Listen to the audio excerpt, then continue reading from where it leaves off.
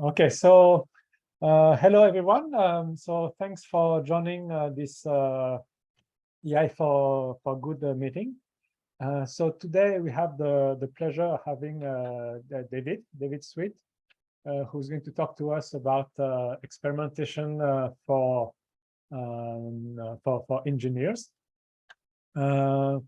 It's a very it is AI for good, so it can be used for good or for bad, for anything. So it's very useful for AI practitioners and researchers. So to give you a bit of background about David, David I think has a PhD in physics, I believe. He has worked as a quant trader at Getco, and as a machine learning engineer at Instagram, which is part of Meta, Facebook Meta, where he has used experimental methods to tune trading systems and recommender systems. Right? So you know that recommender systems are at the core of like these big tech companies. So he's an author of the forthcoming book, Experimentation for Engineers, from A/B testing to Bayesian optimization, at Manning. So you'll see, you must have seen the cover of his book. So his book is an extension of his lectures at NYU Stern, and also is the basis of his course Experimental Optimization at Yeshiva University. So thanks, David, for being here, and you have the floor now. All right, thank you, man. Hi, so today I want to talk about the motivation to experiment. So experiments, I'm an engineer, so I write about experimentation in engineering. Experimentation is used all across society, industries, academia, and we'll talk a little bit about why we do experiments at all today, and I hope it's enlightening. I want to say that I'm going to mention this. I have a book, Experimentation for Engineers. This discusses experimentation specifically for software engineers, quantitative traders, ML engineers. It uses examples from those fields to talk about a range of methods and their practical application in industry and in large organizations. So you can pre-order now on Amazon, or you can start reading already at manning.com. The print book will be out in January. And to go along with it, I've created a web tool at the URL you see there, cognito.xyz. It's basically takes all of the ideas in this book, the methods in this book, and wraps them up into a nice user interface. So you could use it easily for your work that you're doing interactively at your desk, or for homework. I was originally kind of inspired to do that by my students. They were asking for some software that they could just go to the web and download and get started with, and I couldn't find anything that wasn't a kind of heavyweight, required a lot of setup and that kind of thing. So I wrapped it up into Cognito. All right. The tool is free, right? So you can just go to the website and use it. Yeah, and just get started right away. Okay, so let's also get started right away. I'd like you to take a moment and imagine yourself in Grand Central Station from this vantage point. And imagine what it's like when you're there. You can look around and you see lots of people. First of all, it's probably the first thing that catches your eye. And they're all doing different things. They're talking, they're walking around, maybe looking at their phones and whatnot. But you also see objects. You see the famous clock. There's the American flag, large windows, and so on. And if you keep looking, you'll see more and more and more things. And if you're there, if you imagine being there, you can imagine the noise you'd hear, maybe that kind of like musty smell that Grand Central has, or maybe you'd smell bagels cooking or bread baking, something like that. So, but what you're not doing, at least not from this vantage point, is really interacting much with any of these things that you're observing, right? From where this picture is taken, you're mostly isolated. Maybe there's somebody standing next to you, I don't know. But for the most part, you're not interacting with the things you observe. Now, this is a common, I think, common state for people to be in, right? Vision and sound can take in lots of information from lots of places. They're very effective. So as people, we do a lot of more observation, I think, than we do interaction. But it's also true in industry. Computers are logging, everything you do, every click, you make, every URL you visit, all your likes and posts and whatnot. That's all logged by computers. And if you drive on the highway, there's something counting your car driving past. There's maybe cameras watching you, looking to see if you run a red light, measuring your speed, and so on and so on. Lots of information is being collected all the time. We're observing the world. And if you've ever heard the term big data, it's from like the early 2000s. They're talking about the big data they're talking about is these observations that are being recorded. Another example, I want you to imagine you're out driving on a highway. And again, we're observing, you see multiple cars in the left lane headed in our direction roughly. Cars in our lane heading away from us. If you were really driving, you'd be noticing how fast your car is going. You'd have a sense, maybe not a numerical estimate right away, but some good sense of how fast all of the other cars are going. And you collect all of this again by just passively observing the world. Now, I want you to imagine a situation. I don't know if you've ever been in this situation. I have, where the car in front of you steps on the brakes. Right now, you need to react really quickly to this, right? So you don't hit the car in front of you. You need to step on the brakes. If you step too hard, the car in back and behind you might hit you, right? But if you don't step hard enough, you'll hit the car in front of you. So you really have to make a good estimate of how hard to step on the brake. So what you're doing, I think, is you're estimating the rate of deceleration of the car in front of you as he or she steps on the brake. And you have to do it quickly. You have to make a guess, but you can't see how hard the person is stepping on the brake, right? I think this is maybe a flaw in the design of brake lights. They'll be bright or they'll be dim, but they won't tell you how hard the brakes are being pressed on. They'll just tell you that they are being pressed on. And so you can't see the driver pressing on the brakes. You can't, in a brief instant, estimate the deceleration. You have to wait a little bit and see the car slow down to get a sense of how quickly it's decelerating. So you have to make a prediction, in some sense, an estimate of how fast that car is decelerating, or how hard that person pressed on the brake. Now, so you do your best, but sometimes you underestimate it and you don't press on your brake pedal hard enough, and that car comes rushing up at you, and it's a jolt, it's a surprise, and you press even harder on the brake, right? So you got your estimate wrong. Maybe you didn't see in front of the car there's some debris on the road, the car in front of you, right? So you underestimated how urgent it was for them to stop. Or maybe there, in some cases, a large car in front of you and a smaller car in front of them, or what have you. But sometimes you get this estimate wrong. So you need to make a prediction from your observation. But after your observation comes an interaction, right? You make a decision based on your guess at the person's rate of deceleration. Your decision is how hard to press on your brake. And then the situation plays out. You get a measurement. You get a better estimate of how quickly the person's slowing down, and then you adjust. So there we had an interaction with lots of observation. But despite all of that observation, we still sometimes don't get it right. And when we go interact with the world by pressing on the brake pedal, right? Making this estimate, pressing on the brake pedal, then we get the information we really need. So that's the thing that's going to come up. The interaction provides some information that's just not there in the observations, even though we do lots and lots and lots of observing, or we observe lots and lots of information. And one more example, this idea of observation interaction is, you've probably seen this. This is the Muller-Lyer illusion.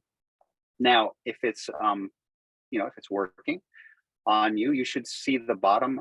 The question is when I say which is longer, which horizontal line is longer? Now, if it's working, the illusion is working, you should say the bottom one is longer, right? Now, if you've seen this before, you probably have, you know that they're the same size. But even knowing that, I'm looking at this picture. I drew this picture. I know the trick, but it still looks longer to me, right? That's my observation, right? So this is a little bit of a twist on the Muller-Lyer illusion. This isn't the end of it. What I want you to do is I want you to imagine picking up the horizontal line on the top, moving it down so it overlaps the bottom one, and letting it drop. And then you can see quite clearly that they're the same length, right? through some interaction, we were able to get more information out of the world than mere observation. So observation is a little bit off. Interaction gives us this extra information and better information in this case. So, okay. So what I'm trying to get at here is the difference between observational information or data and experimental information or data. So observation is passive. What we do is we collect information passively. It comes to our sensors or senses or sensors, depending on whether you're a person or a machine collecting this. And we use that information to form some kind of hypothesis, like guessing how quickly the car in front of us is about to decelerate. And we run or guessing which line is longer. Then we run an experiment, pressing the brake, or we move the line, move the short-looking line closer to the long-looking line to test that hypothesis. Now, it may be the case, like it was in these last examples, that experiment contradicts observation. And so I'd like to give you a few more examples, more interesting ones, maybe harder ones to intuit. I think you can sort of intuit the previous two pretty straightforwardly. But let's consider. So an observational study was done on children in kindergarten, and what they found, and watching them until they went through to high school. And what it found was that pre-kindergarten mathematics knowledge was a good predictor of later achievement, like high school achievement. So if you know some math, more than average amount of math pre-kindergarten, you'll do well in math in high school. Now, seeing something like this, the temptation might be, and you might have immediately wanted to do this. I know I looked at it and thought, well, hey, I want to teach my kids some math. If he's pre-kindergarten, so he'll do well in high school. Well, someone did that as an experiment, and they found out that the effect really isn't that strong.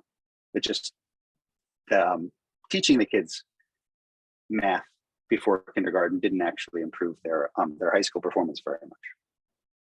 So now this is an interesting situation. They did a study. The top paper. It's a good study. It's not wrong. It wasn't a mistake. There were no mistakes in it.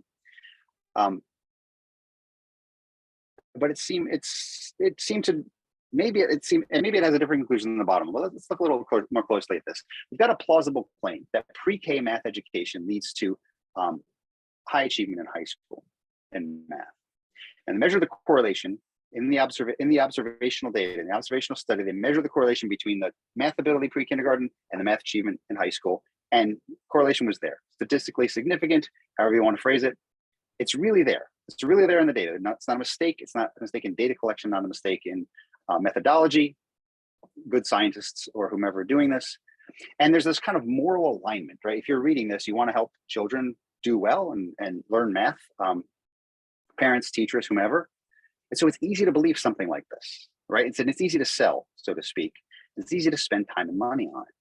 But unfortunately, it wasn't a real thing, like actually teaching the kids math, changing their math knowledge in kindergarten didn't have the effect of improving their high school achievement. Why? I don't know why. Maybe it's when they did the observation, they were just observing kids who were naturally good at math. And so they picked up more math before kindergarten and then did well in high school too, right? It could just be something as simple as that. But they, I'm going to guess they thought of that and maybe ruled it out somehow. And maybe there was another reason. But there are all kinds of reasons you can be good at math. It could be that your parents like math. It could be that they're good at math. It could be that you have better access to quality educational resources, and you have them throughout your whole childhood. And I'm sure the list goes on and on. It's not my area of expertise, but the point here is that even though this correlation was present in the observational data,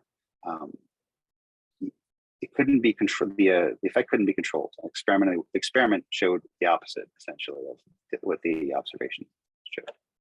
And so here's another one. Acupuncture. I don't know how familiar with acupuncture. I don't know a ton about it, but I know the basic idea is there's something called qi, and it's, I guess, flowing through or around your body, and you can take little needles, poke them in the skin, and twist them. And if you do it in just the right spots and twist just the right amount, and so on, there's a whole, detailed sort of system to this. you can help people feel better. And they've done studies, right? Observational studies to try to understand, how much this helps. And so there's one here, earthquake related PTSD. They gave people acupuncture and they felt less pain afterward, and their psychological symptoms were reduced. I guess they had less affected from this PTSD. Another one was on osteoarthritic pain. And so patients with chronic pain, they reported that they had less pain after acupuncture, right? So they really did acupuncture. The people really felt better. And yet, in experiment after experiment after experiment, they saw no improvement, or no difference between acupuncture and sham acupuncture. So this first one is another osteoarthritis.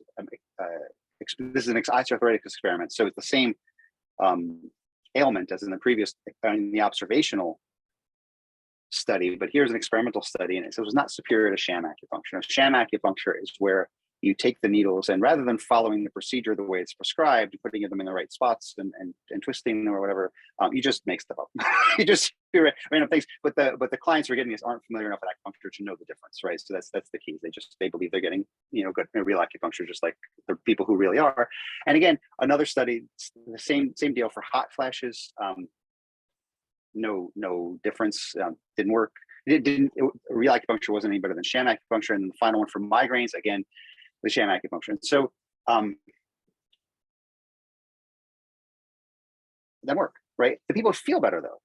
This is really interesting that the observations weren't flawed observations. The people weren't lying. The people who were taking the notes weren't writing down the wrong answers saying patient feels better when the patient didn't feel better. The patient really felt better.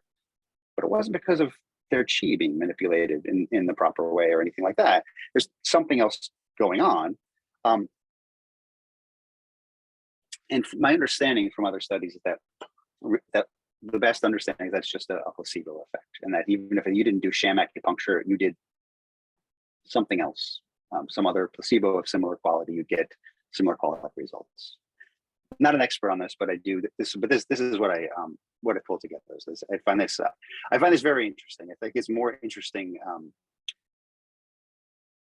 as a question about what a placebo is and how it works, rather than it's about acupuncture or chi or that kind of thing. Reiki is another chi-based treatment. In this one, I believe a person puts their hands near your body and moves them around and moves your chi. So they don't have to put a needle in you. And again, they've done observational studies. And this one is interesting. This is the point I want to make. A large scale study, right? So they didn't just give some people Reiki. They gave lots of people Reiki, and they did it at multiple different sites. So it was different, in different buildings, in different towns with different practitioners. And it worked, so to speak. But it says here, improved multiple variables of physical and psychological health. They saw this in the observed data, but when they went into the experiment, the result, the way they phrase it is insufficient. The data is insufficient to suggest, the evidence is insufficient to suggest that Reiki is a viable treatment for any condition. It doesn't actually work. So how is that people feel better? But it doesn't actually, they're feeling better, they're reporting feeling better, right? They're reporting feeling better. That's different than having an actual ailment be fixed, right? I can feel better if I have a headache and someone says a kind word, I might forget that I have a headache, right? But if it's a brain tumor, the kind word doesn't make the brain tumor go away. So there's a difference between reporting feeling better and actually being cured of some physical ailment. So anyway, so again, both of these, we've got a plausible claim, right? So people have been doing this for 3,000 years and helping people feel better. People actually feel better. Like they're not lying. It's not bad data. It's just this weird effect. There's this difference between questions, I guess. Do I feel better? And has my chi been aligned, or is my ailment actually been cured? Right? Those aren't exactly the same thing. And it's morally aligned, right? If you're a doctor or if you're really anyone, you want to help people who are suffering. So it's easy to believe, it's easy to sell, and it's easy to spend scarce time and money on. And unfortunately, it's not really real. It's not what's going on. What's imagined to be going on or suspected to be going on isn't actually going on. And we can learn this by experiment. Now, this next one, hormone replacement therapy, this is an interesting case. Hormone replacement therapy is something that began in the 1960s, giving estrogen to women who I guess were nearing menopause and were through menopause.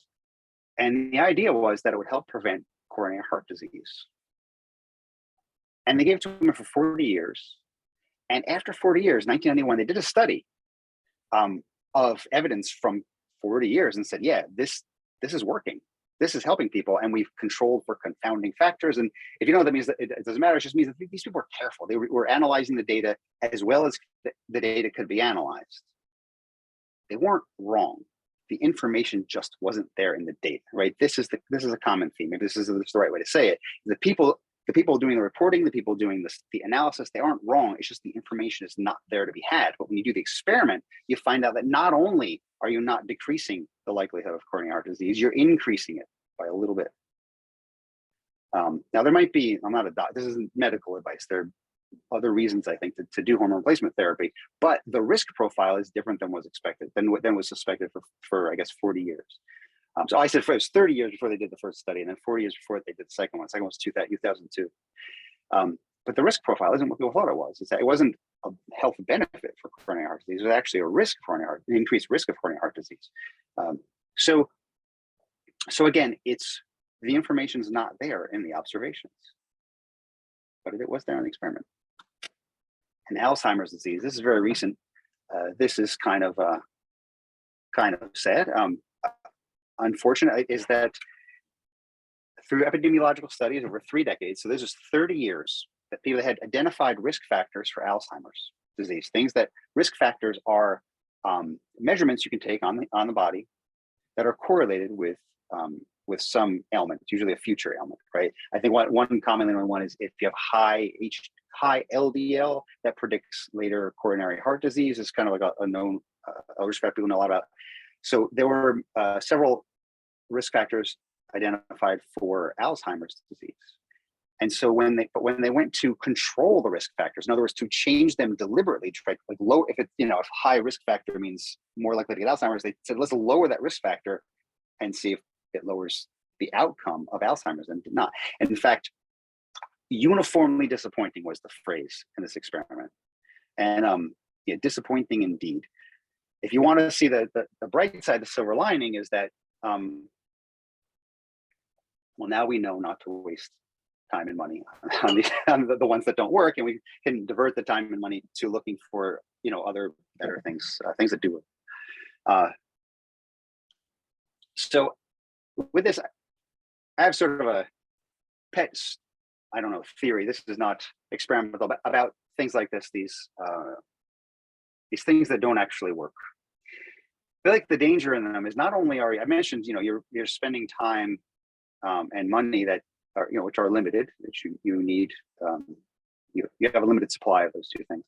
But I feel like people also have kind of a limited supply of hope, in the sense that if you try things, if you're sick and you try something that doesn't work, you'll be a little less hopeful the next time, right? But if somebody says, hey, come try this Reiki and I'll make your migraines go away, and it doesn't work, you might feel a little bit more like nothing will work, right? Or maybe and then you try a second thing or third thing. At some point that hope runs out and you give up, and maybe if somebody got to you the first time and said, take this migraine medication, would have gone away, and you wouldn't reach that state of hopelessness, and you would have suffered less. So I think it's very important to understand what really works. All right. This is one of my favorites, because this is this guy in the story is a funny guy. So for about 100 years, people knew that ulcers were caused by stress. The way it worked was you'd be a stressed out person. Maybe you'd worry, maybe you'd get angry. And that would cause hydrochloric acid to build up in your stomach, right? That is a thing that really happens. Like you get emotional, you build some hydrochloric acid up, and then it would eat away at the lining of your stomach and make an open sore in there called an ulcer.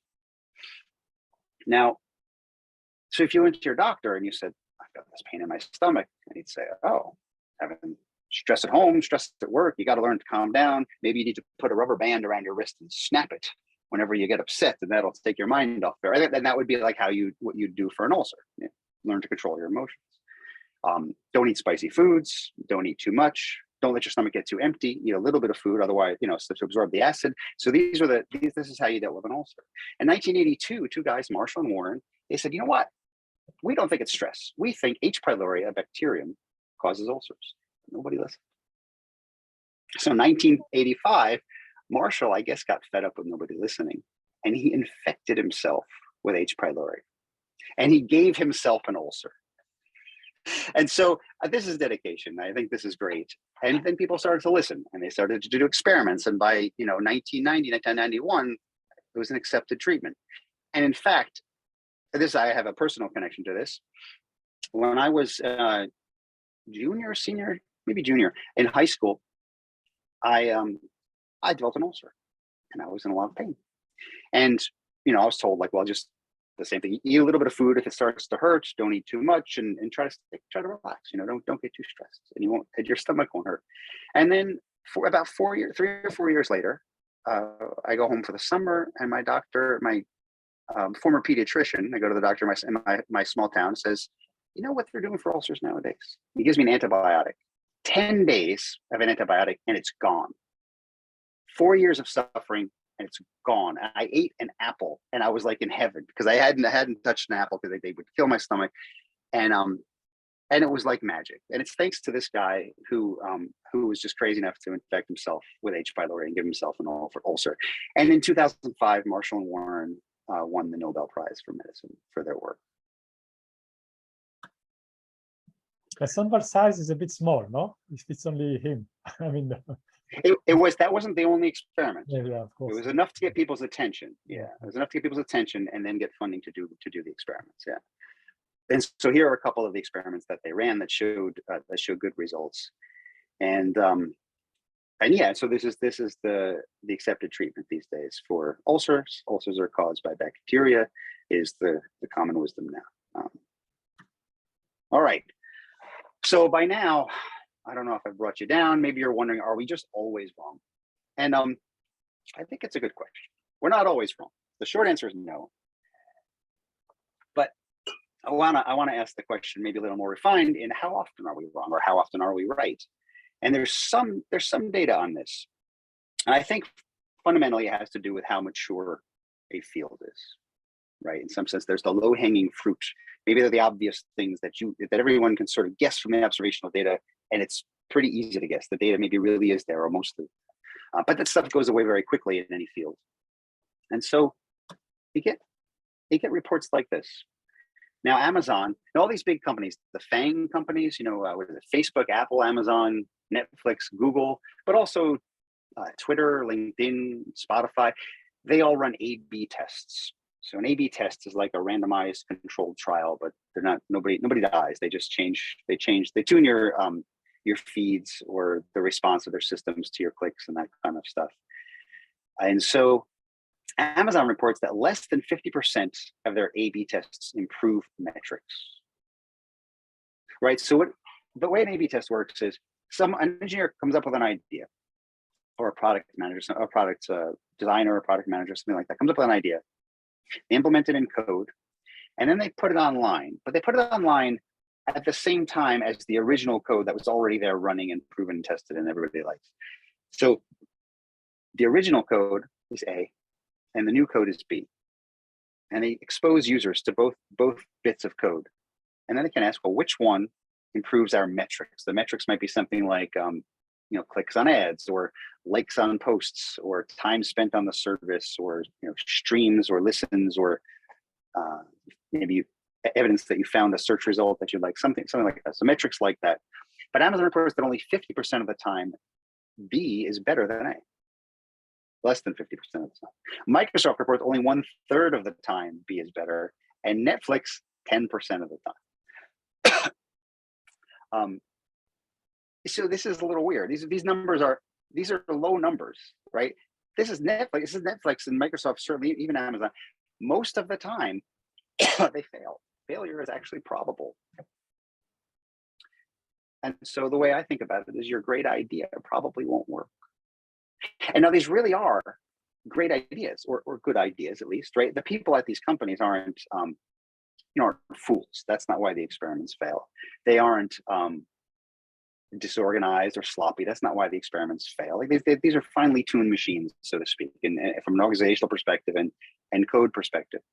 But the ideas still don't work. And it's a tough pill to swallow. I think as a young engineer, it's hard to absorb that, but eventually you do. You get comfortable with it, and it's fine. But it's a weird dynamic. We'll talk a little bit about that. So I want to ask, well, why? Why don't things work? Well, this one answer is just that the world is very complex. There's a lot going on, more than you can keep in your mind, in your mental model. And I would contend, no matter how big your mind is, no matter how smart you are, I can find more information in the world than you can keep in it at once, and it's hard to run a kind of mental simulation or model, or however you think about things, and come up with a right answer. You can make good guesses, right, and sometimes be right. If you're at Netflix, 10% of the time you can be right. So, but what's missing are counterfactuals. So counterfactual is the answer to the question, what would have happened had we done things differently, right? We didn't do things differently, so we don't know, right? Not in the observational data.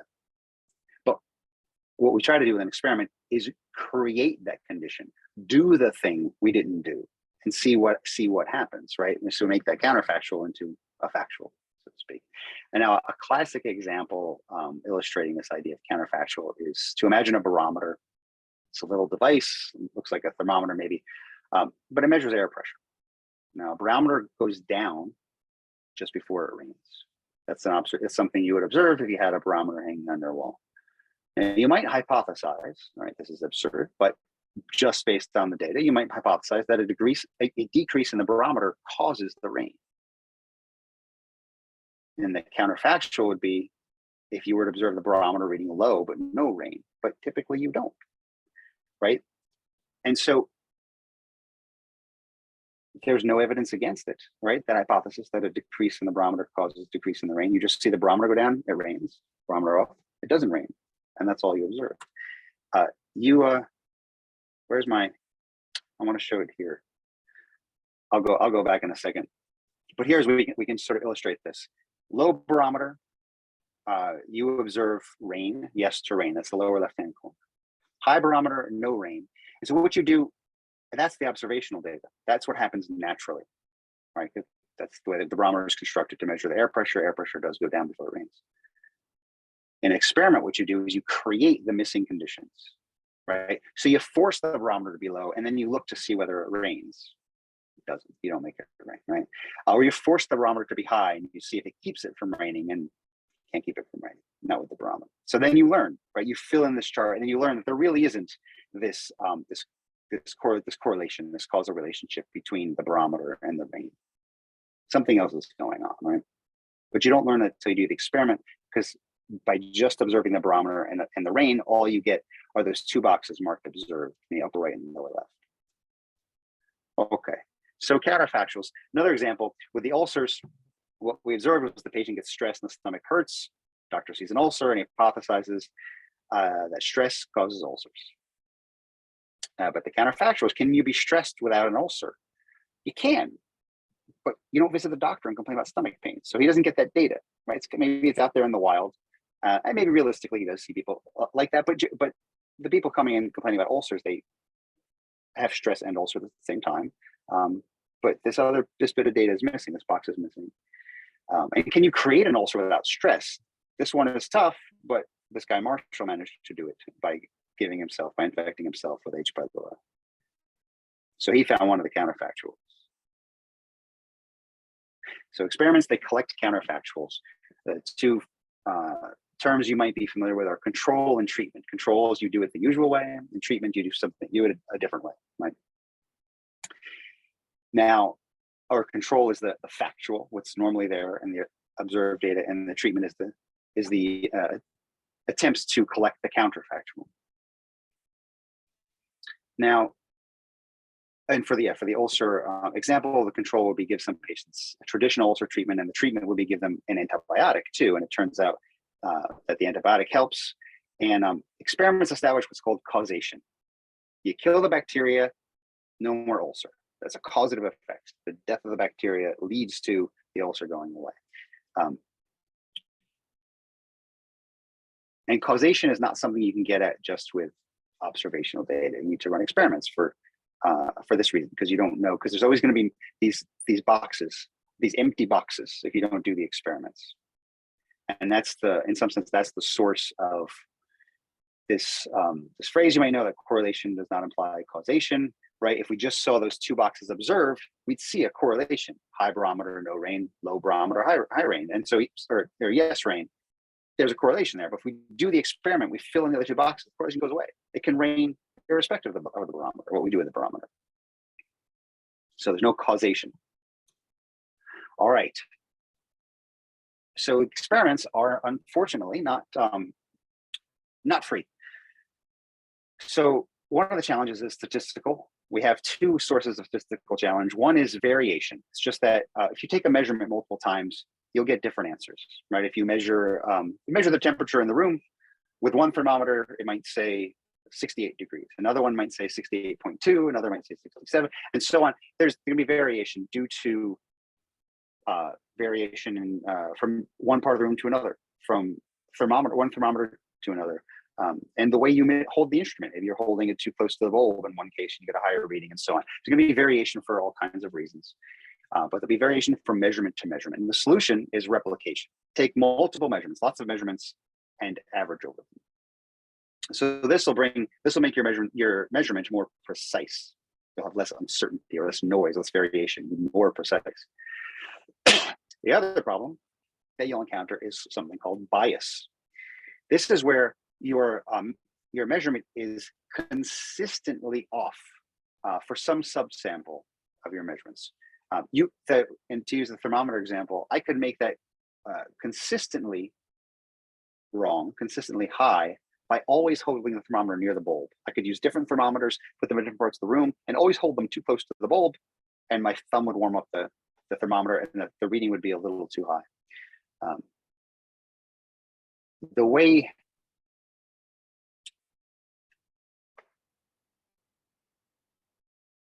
The solution to this is what's called randomization. So if we have a control and a treatment, which I didn't with my thermometer measurement, sorry, with my thermometer example, sorry, but if we have a control and a treatment, the situation you don't want to be in is where you assign all the controls, all the A's, to, let's say, one geography, right? Let's say you're running a website, and you take all the people from California and you give them the A version, and all the people from New York and you give them the B version, and then you measure some difference in engagement or time spent on your site, and you see there's a difference between A and B, but you don't know now whether the difference is caused by your new code, version B, your treatment, or just by the natural difference between California people and New York people. All right, it's called confounding. The solution to that is randomization. So what you do is, every time a new user comes to your website, you flip a coin. If it's A, you expose them to code version A. Sorry, if the coin is heads, you expose them to code version A. If the coin is tails, you expose them to code version B. That way, they'll be all mixed up. Roughly half the California people will see A and half will see B, and the same goes for the New York people. But here's the beauty of randomization. It's a little bit of magic in there, in that even if I didn't know about the geography bias, it would still get rid of it. Randomization would still get rid of that. It would get rid of any other bias in my data as well. So this is the solution to getting rid of bias, or systematic, consistent imperfections in your metrics, because it being consistently too high or too low for certain subgroups of your data. Randomization fixes that. So the way to conceive of it, to imagine an experiment, is you've got like A and B, and they're and you're trying to measure some metric for these, like how much revenue they produce or something like that. And it's very noisy and it's messy and you can't tell what's going on. But you do randomization, and that breaks down all of the factors that make your metric vary into noise. No longer correlated, they're no longer confounding, it's all just noise. And you do replication, and that gets rid of the noise. And so you get a very clear picture of what the metric is for A and what the metric is for B, and then you can see which one is better. So that's the statistical challenge of experiments. We also have ethical challenges. So now experimentation is used in regular medicine, social media, food manufacturing, material science, finance, social science. It's used all over the place. And I see a raised hand for Fula Nabar. Yeah, Prafula, go ahead. Hold on. Hi. Yeah, I mean, I was just thinking about this H. pylori example. Yes, sure. What if there is a different possibility that H. pylori is present in people's gastrointestinal tract, okay, all the time? Yep. But your immune system basically keeps it at bay, okay? And when you are under stress, your immune system becomes less effective, and then H. pylori wins and causes the ulcer. How would you test something like that? Because you are just looking at correlations here. You know, we are not looking at the maybe description of a process and then test that process. Right. So that's a great question. I would say that as a hypothesis for how this would work. The question is, how do you test that? So now I'm not a doctor, but I can but we could imagine, maybe we could imagine something. So let's think a little bit about how do you design an experiment in general. And what you want to do is you want to control all of the things except the one thing the one question you're asking. You want to focus in as precisely as possible on the question you're asking. So there's, I guess, two-step process. One is, does stress reduce immunity to H. pylori? And now maybe there's evidence that stress reduces immunity already in other cases. So you kind of have some evidence that might be the case. You could perhaps find a way to measure the H. pylori in someone's stomach. And I think they can do that. I think that was part of the paper, was to just measure how much is there. And you could say, okay, well, we're going to flip a coin. And if it comes up heads, we're going to put a person under stress. If it comes up tails, we're not. And then we're going to measure if the H. pylori changes. So that would be one thing you could measure. Can you affect the level of H. pylori by adding stress to a person's life, or maybe reducing stress, right? Maybe a person goes for massage, maybe they go for acupuncture or Reiki, maybe they go for massages, whatever they report relaxes them, and maybe that helps their reduce their H. pylori or what have you. It gives you a basis for comparison. And the next question is, does the H. pylori, the increase in it, then cause an ulcer, right? After this process? And so then maybe you make a second experiment or a longer experiment like this. Now, I don't design medical experiments for a living, but it's this kind of thinking, measuring each step in the causal chain, that I think is the right way to approach experiments. I think it's a very interesting question. My guess is I wouldn't going to say not that specific hypothesis has been tested, but that I'm going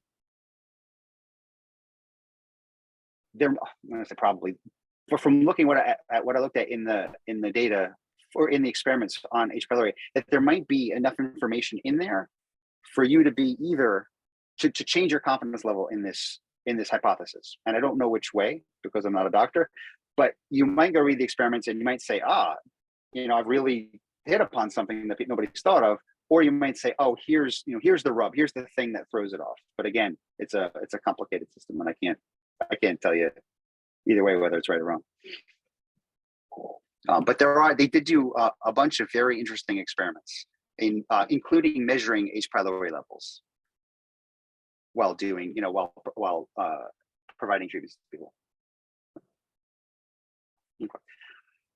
So now, if we're doing these experiments all the time across all of these industries and academia and society, isn't it risky to keep trying these new things? I mean, we know with any of these experiments, we know there's we can imagine in any of these things something going wrong. At the very least, even on a small scale, you say you're doing a food experiment and somebody gets sick. That's a risk, right? If maybe somebody gets a stomach ache, maybe that's a small risk. Or and how does this affect the people involved? If you're doing experiments on social media on people, is that that could be a lot of people. And what about medicine, right? You've giving new medicines to people, they could make them sick, right? Maybe it could help them too, right? But how do you think about this? And I just want to give, first of all, a couple examples from social media of controversial experiments. In 2014, Facebook ran what they called an emotion contagion study on their users. 600,000 users. What they did was they manipulated the emotional content of users' feeds and asked the question, if users see sadder posts, do they then create more sad posts? The answer apparently is yes, but that's sort of a side note, but the answer is yes. But what does this mean for the 600,000 users? They certainly weren't all asked if they wanted to be part of this study. So they would just run on them. Could they have been harmed in some way? What if they certainly don't? They don't. People don't go to Facebook to be sad, right? With the intent of being made more sad. That I haven't asked the 600,000 people, but almost I would guess that that's not why they're there specifically. But what if a person sort of someone was very, very depressed, or on the verge of making a very bad decision? Maybe they're quit their job or get a divorce or harm themselves or commit suicide. People do these things. Every day. If you were influencing them, making them a little sadder, might there be some people that you push over the edge? This sounds kind of dangerous. And these are the questions that were asked after this became public and was published. And I don't know if we have a resolution to it. David, can I ask you something? But do we give consent to Facebook to run these experiments when we accept, when we sign up to Facebook? Because usually we click a lot of stuff, right? But maybe is it in there that they said that Facebook is free to run any kind of experiments they want on us? Yeah, well, you're consenting to experiments, but the question, you sort of made the point, is it any kind of experiment they want? Or more to the point, whether it says it or not, should it be any kind of experiment they want, right? Even if you have agreed to it, should things be that way, right? I think certainly not anything, right? That couldn't be the right answer. Right? But then the question becomes, well, how do you define what is acceptable and what's not acceptable? And I don't think it's well defined. But there are some in the medical field. There's definitely consent, right? You have to consent to be part of an experiment, right? Is that, yes, there is precedent for I don't want to say controlling, but defining the ethics of these kinds of experiments. Yeah. And in the next slide, talk a little about, there's something called an institutional review board. So in academia, if you're going to run experiments with human subjects, you will have to run your proposed experiment by what's called an institutional review board. And it's a committee of people that will discuss with you the risks and the ethics of running this experiment. And so no one's making decisions like that unilaterally or single-handed in those cases. But companies don't have a rule like that. I think the law says if you're doing product improvement tests, that you can just do them. And I wonder if the law needs an update. I'm not a lawyer either, but I hear this and I think, product improvement, is the law written for a company that has 2 billion users using their product for a few hours a day, and the company runs experiments at like a super fast clip, right? These experiments are engineered to go quickly. Or was that law written for a company that's like, trying to make sure their Pringles can survive a trip in the truck, so they make lots of different kinds of Pringles and put them in a truck. And that's much smaller, and the blast zone, so to speak, of an experiment like that is much smaller. Who could be harmed by that? There's a lot fewer people could be harmed by that than a study of like 600,000, or in this case, 20 million people. This is a study at LinkedIn that just ended in 2022, was in the news, and there was some outcry about this. What they did was they asked the question, do weak ties provide better job leads than strong ties? As an aside, yes, they do. But then we have to wonder, well, some users have missed out on job opportunities because they were part of this experiment, because they were given, a treatment, put in a treatment group that had stronger ties or something like that. The ones less likely to get good job opportunities or good job leads. Well, in this case, it turned out the question was considered. The researchers from Harvard, Stanford, MIT, they had to go through their institutional review boards beforehand. And the way they ran the experiment, I shouldn't say that is that they didn't run the experiment. The way they did this study was to use causal observational analysis techniques. In other words, somewhere between plain observational data we've been talking about and experimental data is observational data with special properties, cases where things just happen to have been randomized, not for any choice of your own, but randomized and treated in a way that's interesting to you. The data is already there. You're not creating an experiment, but you can just go, excuse me, you can go and analyze it as if it were an experiment. It's not quite as good at establishing causality as a real experiment is, a controlled, designed experiment, but it's pretty good. And you can run it on 20 million people without having to do anything to them. So they were just looking at the logs and studying the logs. Now, how do these people get randomized and treated differently? Through the natural course of A/B testing at LinkedIn. So whatever variation you were worried about, people getting better and worse job opportunities, it was there. It was there to analyze. It just wasn't created by the people who ran the study. So, okay, I didn't do it on purpose, but it was being done. And so then we have, I think, as a society, or if you're in this industry, you have to ask the question, are these things appropriate? And if they aren't, then what do we do instead? Or how do we learn from this kind of data in a way that's more careful and more considerate of users? So, but these are, at this point, they're open questions, and it's hard. It seems to me, from reading articles, that it's not super easy to have the discussion with big companies, because obviously they have their interests. All right. So because of these risks and costs, experiments, they take time, they cost money, they have risks. There's ongoing research into experimental methods. That's, my book talks about a bunch of these methods. So for example, there are what are called sequential methods. Now, a traditional, what you can think of as an A/B test, you plan it out, you decide, I'm going to run A and B on 10,000 users each, and then I'm going to see when it's done, I'm going to analyze the results. Sequential methods, they say, you know what, let's analyze the results as they come in, not wait till the end. And then we can ask if at some point the results look so good or so bad that there's really no point in continuing because we kind of know the answer, then we can stop. And so sequential methods will establish the conditions under which you can stop, but still get a meaningful result. And so that makes your experiments shorter. And there's a Bayesian optimization, which is a sequential method. It goes beyond A/B testing. So if you think of A/B testing as imagine you're configuring a piece of software and you have a checkbox, you can check it or you can uncheck it, right? So check it is B and uncheck it is A. So an A/B test will tell you whether you should check the box or not.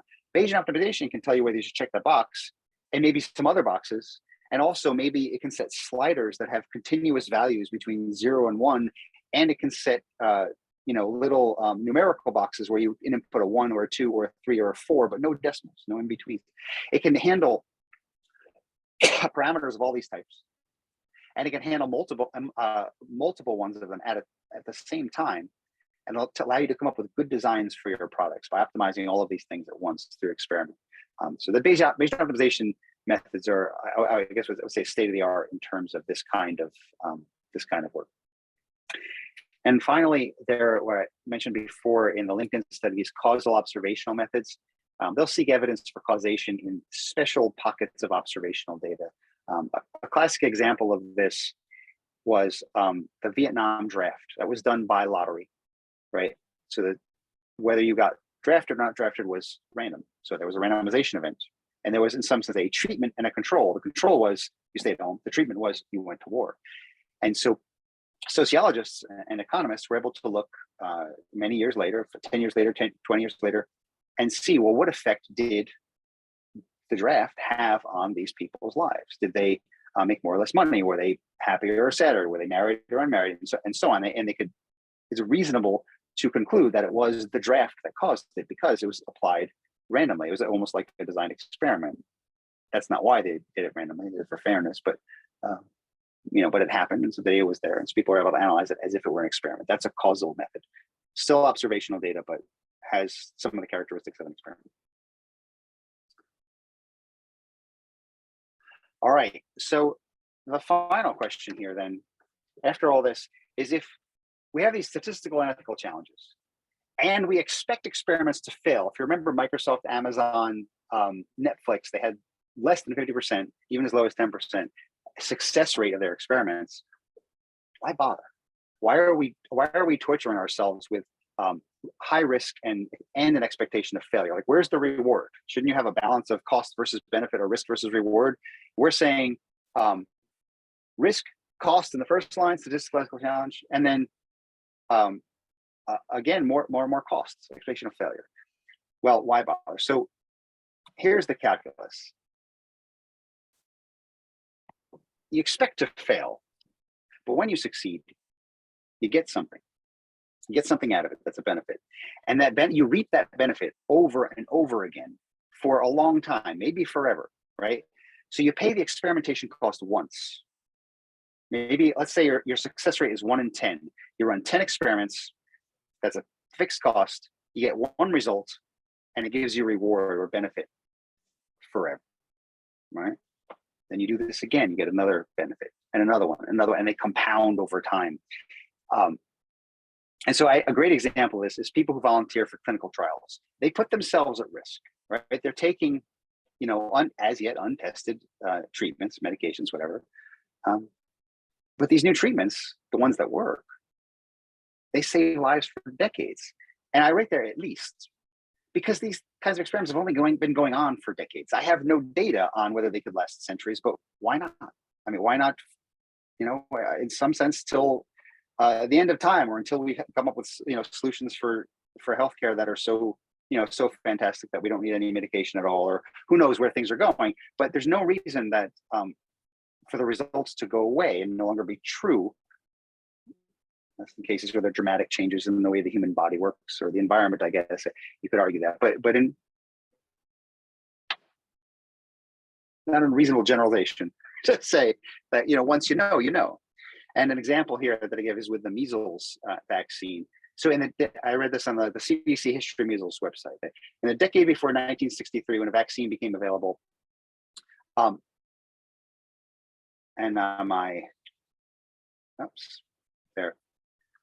children got measles. All children got measles by the time they were 15 years of age. And so, as most children, I actually can't read it because there's something blocking, and long technical story, but you can read it, I hope. And when I was a child, nobody got the measles. Measles was gone, right? It used to be there. Everybody's getting it. And then it was gone because of this vaccine. And someone, I presume, had to take that vaccine first. And they didn't know if it was going to work. And we've done this not just with the measles, but with smallpox and diphtheria and tetanus and pertussis and so on and so on. And most recently, COVID. It's been in the news a lot. And from what I understand with COVID, since it was such an urgent and widespread thing, they okayed what were called the challenge trials. So the people not only volunteered to take the medicine, they volunteered to be infected with COVID first, right? People came in who were healthy, didn't have it, and said, okay, you can infect me, and then you can give me, you can give me the vaccine, and then you can infect me and see if the vaccine worked, right? So it's different than a typical trial where you're just taking the medicine. Here, you're saying, give me the illness too. So I that's pretty brave in my feel like test pilots, just a little crazy, a little brave, and glad they're doing it. At the same time, David, at the same time, the traditional way of doing it is can take a very long time, right? Because you have to wait for the person to be infected, and then so if the infection rate is low, you have to wait a long time, right, to have a statistical sample, right? Yeah, no, exactly. Yeah, because of the urgency. That's why they okayed these what are called challenge trials. All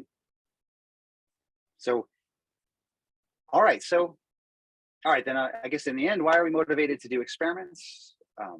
they help us understand, and they help us to improve, right? The observations alone are missing counterfactuals, and so we can't establish causation, and so we need to run experiments to get this information. And then we can use that information to improve our food, our medicine, our technology, all kinds of things across society. And it works, I think, fundamentally because it works as a process, fundamentally because you pay the experimentation cost once, but you reap the benefits many times over. So that's all I've got. If you have questions, I'd be happy to. Sure. Yeah, if anyone wants to ask a question, you can raise your hand, and we'll be free to talk. Meanwhile, maybe let me ask you the. So in fact, your book covers like much more than this. It's more like go into more details.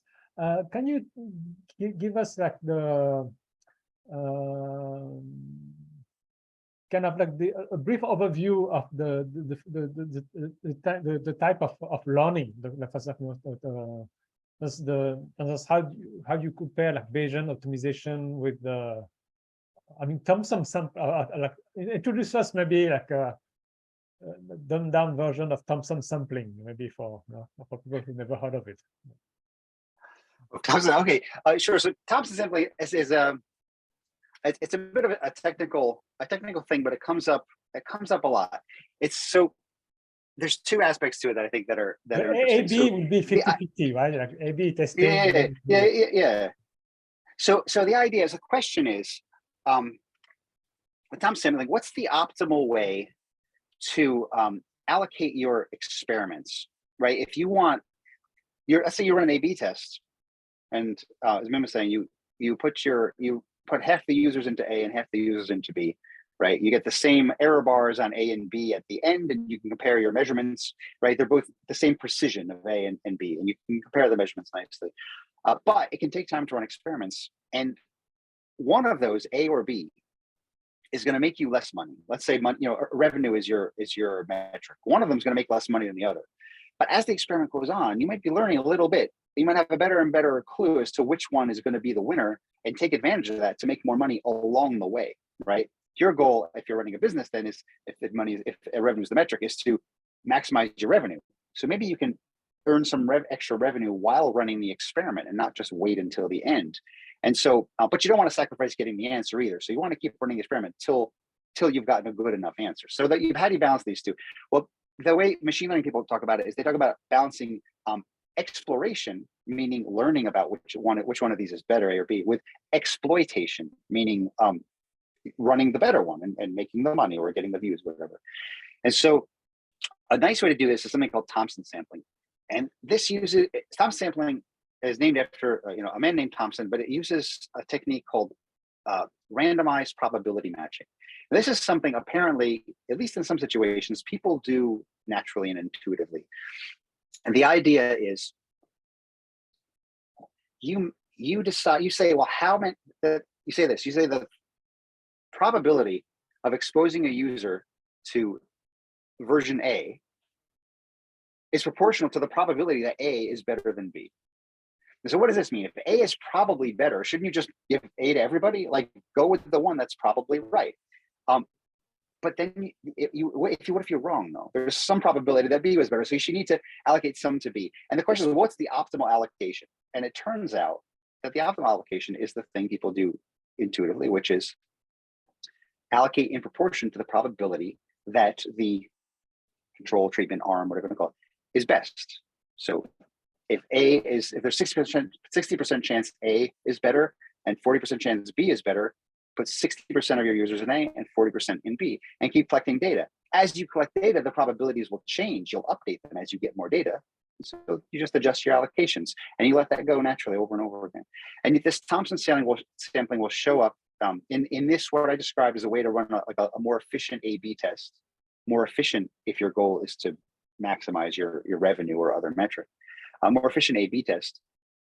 But it shows up again in Bayesian optimization, where there I mentioned, roughly speaking, that you could optimize over multiple parameters, and there's a lot going on in Bayesian optimization. But one of the things it's doing is it's making suggestions about which parameters you should try. And it reports these suggestions with probability estimates. And so then when you go and you try the parameters, like maybe parameter 1 should be set to 1.5 and parameter 2 should be set to 3.2. With and if there's a probability of 87%, that's the best, you put 80% of your users into the code base that has those parameters set to those values. And so what I think is kind of cool and interesting about the Thompson sampling, several things. One is it's very easy to implement. 2, people kind of do this naturally. So we're optimized in some sense to solve this problem. And the other is that it just pops up all over in machine learning. It's optimal. It's the optimal solution to the problem as well. This wasn't known for quite some time. Yeah, very interesting. That I think he discovered this like Thompson like a long time ago. I know it was like 1 century ago, and then it was forgotten, then rediscovered, many decades. Yes.